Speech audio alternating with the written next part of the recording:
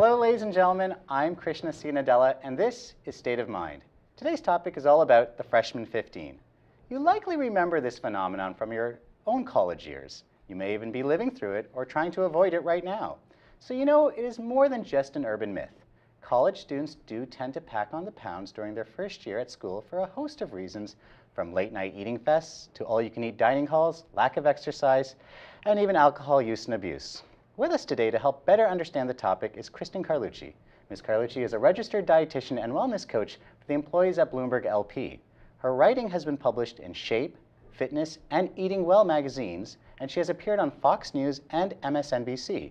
Kristen has also worked as an adjunct professor at the University of Connecticut in the Department of Kinesiology and is a certified Pilates, group fitness, and Zumba instructor. Kristen, thank you for joining us today. Thanks for having me. So let's help our audience first of all understand, what is the freshman 15? So the freshman 15 is this concept that came about almost 30 years ago, trying to explain this phenomenon that was going on where students were, as they were entering college, starting to put on some weight. And actually, before it was originally called the freshman 10, and over time it's kind of evolved to turn into the freshman 15. Is it really 15 pounds though? That's kind of anecdotal. It's more, I think they were looking for a catchy title. But what studies really show is it's anywhere between 3 to 10 pounds within your first 2 years of school, but most of that accumulated during your first semester at college. Why are freshmen so susceptible? It's not like they were, different people 6 months earlier in their senior year of high school, or were they? I mean, there's a lot of changing components when you start college. You're no longer getting those delicious home-cooked meals. True. You don't have as much maybe late-night snacking or late nights of studying and snacking while you're doing that. And also being in a completely new environment. I think there's a lot of stress that comes with that. You have school and academic stress. You're learning to, go out there and meet new people. So it can sometimes be overwhelming. And for a lot of people, food tends to be the thing that we kind of turn to when we are feeling a little bit anxious or unsure about something. And also lack of physical activity. Sometimes when you're in high school, you have a little more structure in terms of you have your sports after school, and you kind of lose sight of that when you get to college sometimes. Is the freshman 15, you alluded that it could also be in the sophomore year, but is it typically catered just to those first early years of college and people eventually figure it out? It can. I think what tends to happen is, you start with a little bit of weight gain your freshman year just because you're in a new situation, but if you don't get a handle on incorporating more healthy habits or exercise into your routine, it slowly starts to creep up year after year after year. And a little weight gain, as long as it's not into a unsafe territory of being overweight or obese, which then leads to more dangerous things later in life, that's when you have to worry about it. But if you can really look at being in a healthy place in your younger years, you're setting yourself to be so much more successful in your adult life. So you talked about nutrition. So help us understand, what are the ways that one can avoid the freshman 15?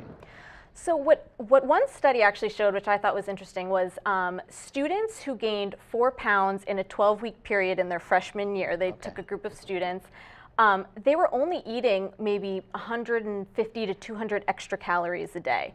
Yeah. So that's just a small change, like cutting out the extra soda that you're having, or going to the gym 3 times a week, or trying to cut out late night snacking a little bit. And so that's just one really simple way where it doesn't have to be this huge overwhelming thing. You don't need to be following fad diets or cutting out food groups. It's really about, being aware of your habits and trying to kind of stick to those, eating schedules so that you're not missing meals when you're really busy, that you're eating your 3 meals a day, 1 or 2 snacks in between, and really focusing on whole foods, healthy foods, forgetting the junk and the processed stuff, which, pizza. That's what we tend to go for. Right. Now, I have to imagine alcohol plays some factor in all of this.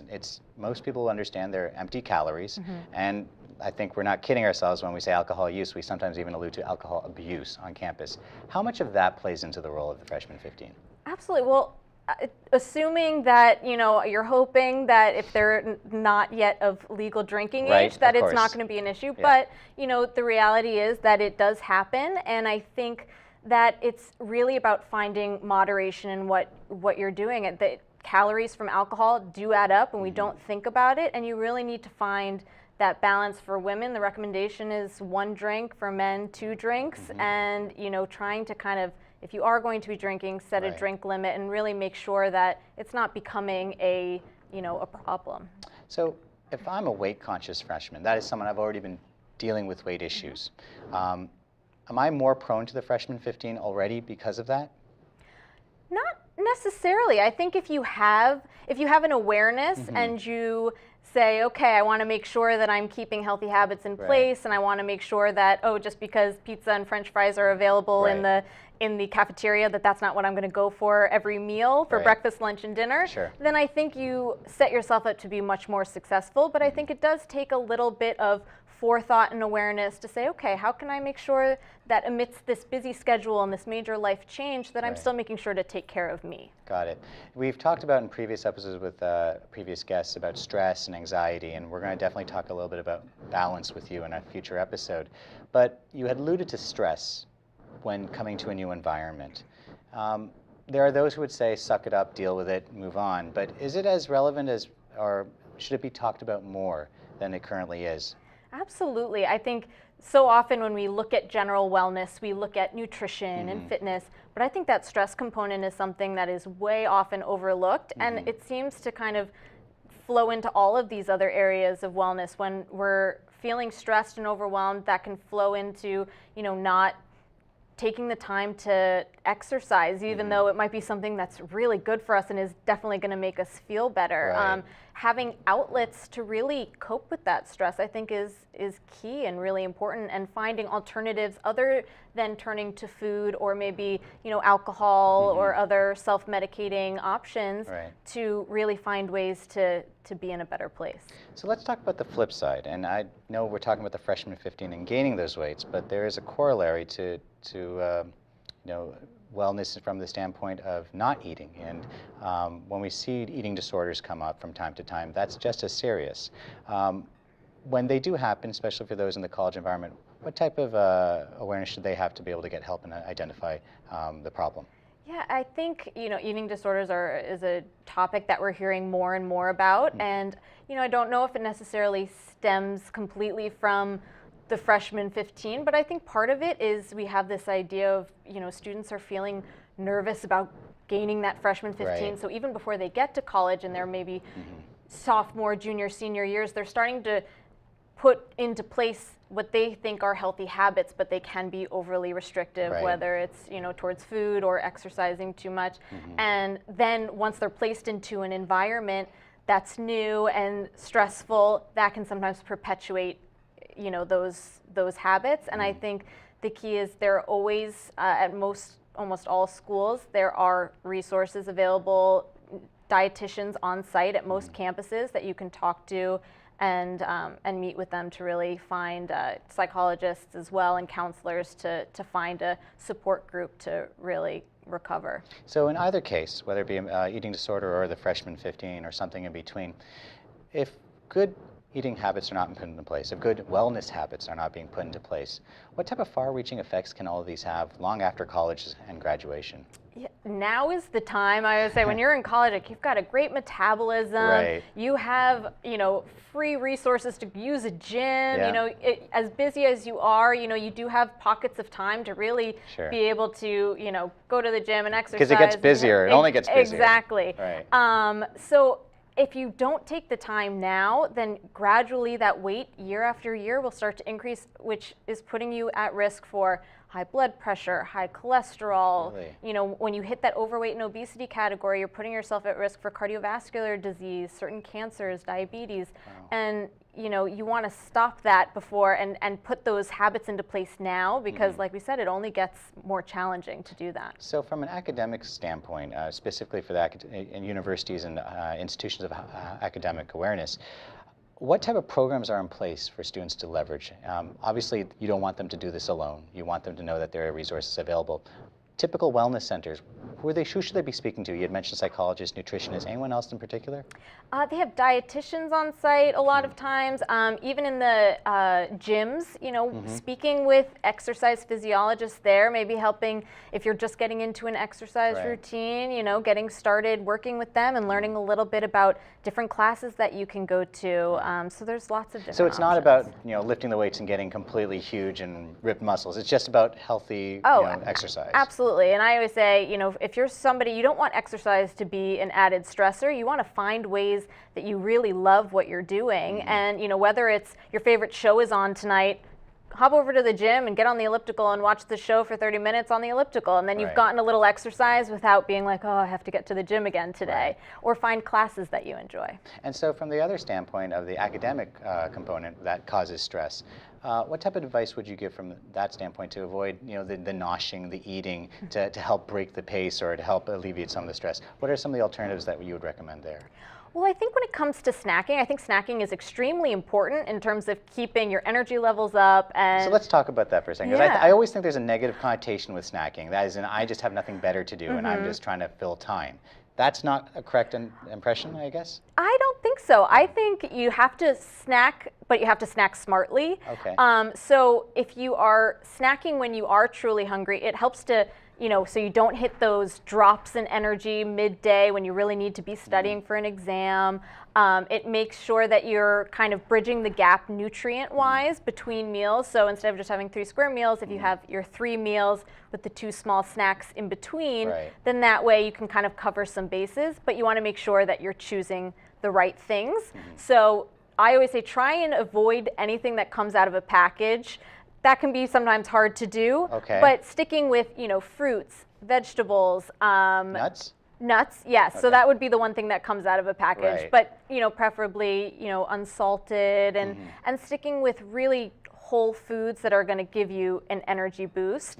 A good trick that I like to tell people to figure out if they're really hungry or not is technically when we eat, it should keep us full for at least 3 hours.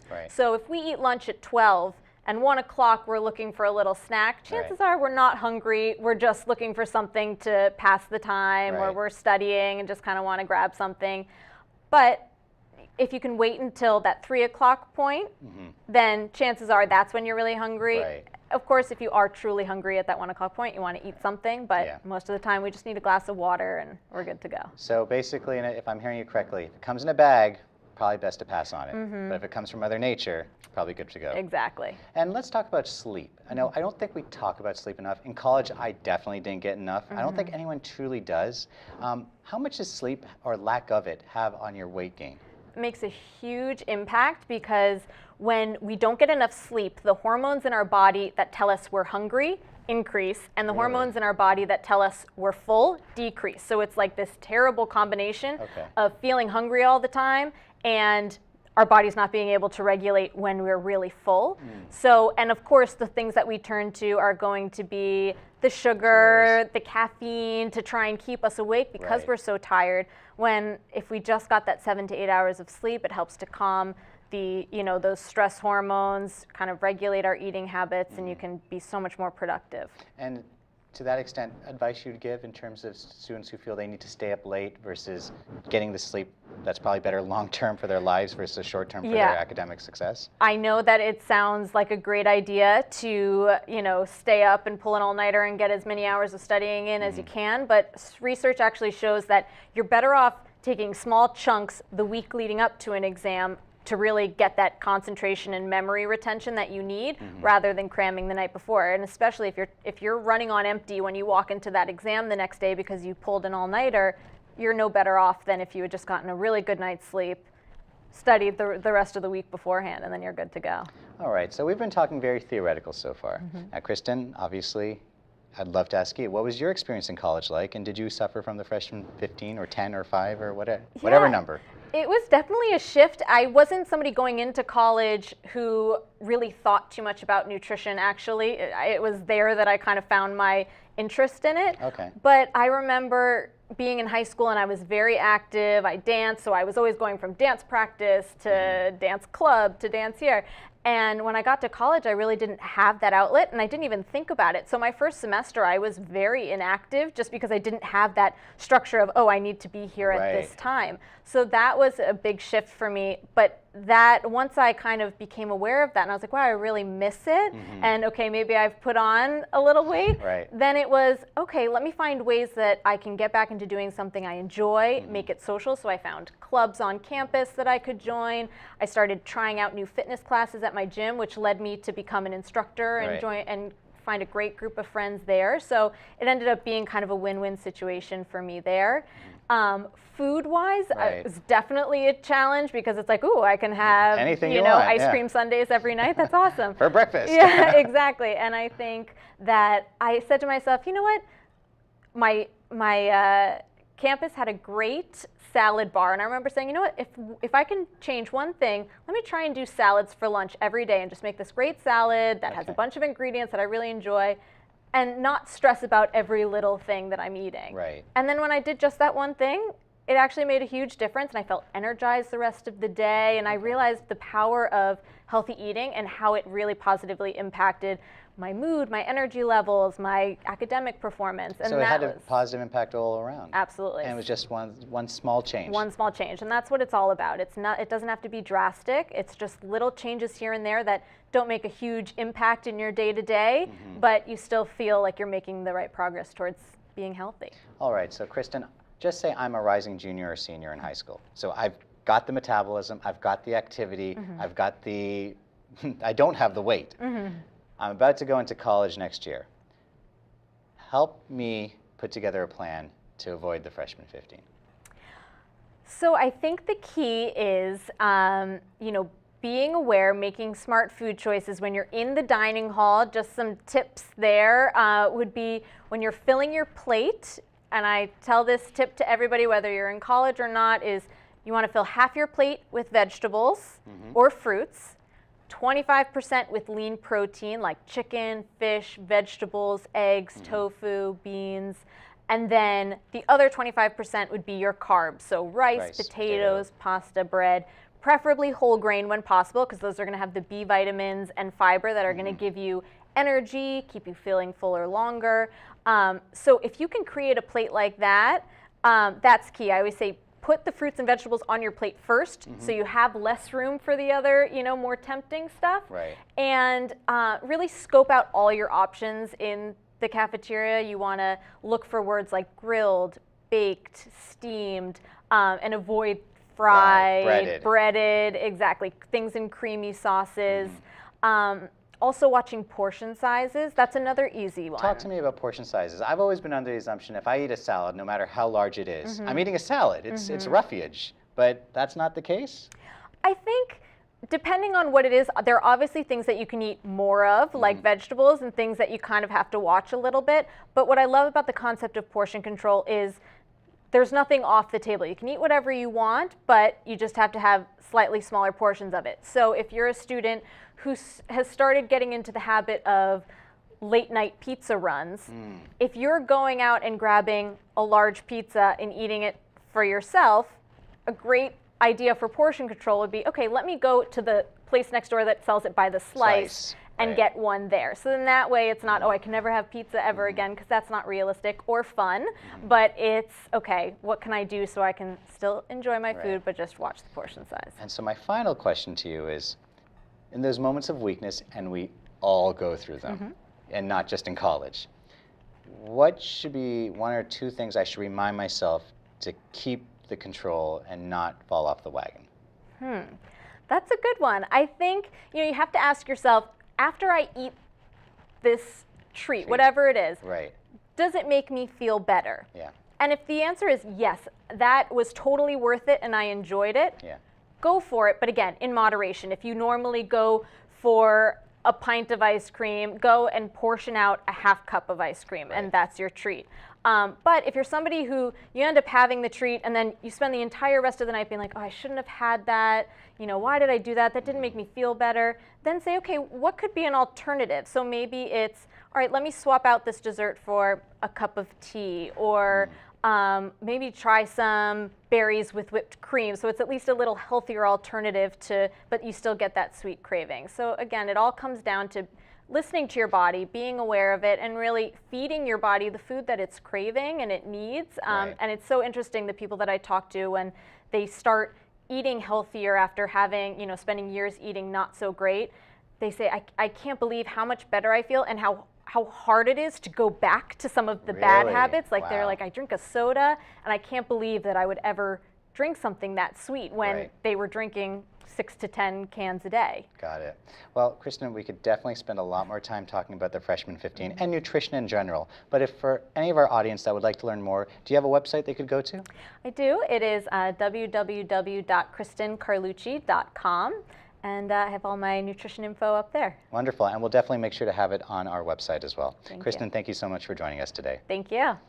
On that note, that'll wrap up our show for today. If you like what you saw in today's episode, please like, comment, share, and subscribe on the following social media platforms at the bottom of your screen.